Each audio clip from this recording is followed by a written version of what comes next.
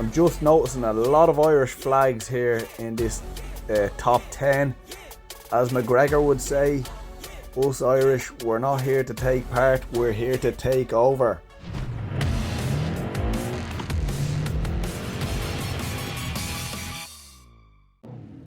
What is up, guys? Welcome back to the channel. I hope you're all doing well today. I'm back here in EA Sports WRC for this video. In my last video I checked out the Vahasare stage in Estonia. I more than likely butchered the pronunciation of that stage, so forgive me if I did. But anyway, in that video I came second. I was about 6 or 7 seconds off the top spot, and I said, you know what, I'm going to aim to get that top spot, and this is the run that I did it in. It was actually tricky enough to get those extra 6 or 7 seconds that I needed. I played around with the car setup settings, and I got the car to a point where I could drive it fairly well without too much sliding around. I know it's early days yet in the rankings, but once the aliens come out to play in this stage, that time is going to be absolutely obliterated, I know that. But it was good just to get my name on the top spot, even if it was for a second. If any of you guys have the game and you want to check out and try and beat my time, I'd love to see someone beating it. It shouldn't be too much of a challenge. It's a decent enough run, but definitely loads of time to be had in it. It's a cool stage, this as well. It's really fast, a lot of flat out and fast and flowing corners in it. Very cool. This is a tricky little bit around that bale and onto the tarmac there. At the end of this tarmac section as well, there's another tricky bale slide that you need to go around. It's cool once you get it. Dangerous little telephone pole on the left hand side of the road that you have to avoid. And I just about did it here in this. That could have been deadly dangerous. Even these little low powered rear wheel drive cars are tricky around these fast stages.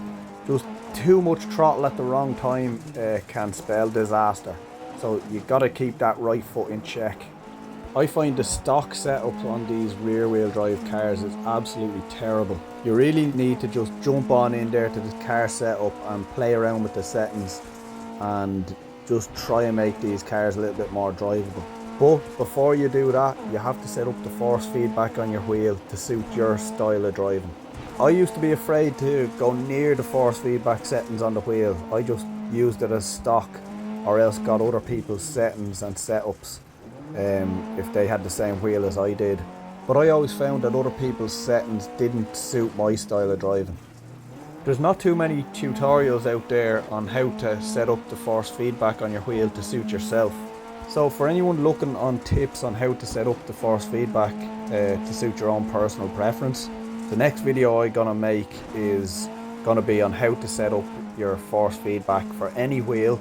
You can use my settings for the CSLDD if you want, try them out. But it'll be so easy for you. If you use my method, you'll be able to set it up to your own preference. If you reckon that might be a video that would be of interest to you, don't forget to subscribe and hit the bell notification so you don't miss another video. And if you like this video, don't forget to smash that like button. That's a 257.8, and that is good enough to put us on the top of the leaderboard. World record, baby. Greatest of all time, never to be defeated. I'm just noticing a lot of Irish flags here in this top 10. As McGregor would say, us Irish, we're not here to take part, we're here to take over. That's gonna do it for this video. I hope you guys enjoyed it. I hope you have a great day, and I shall see you guys in the next one.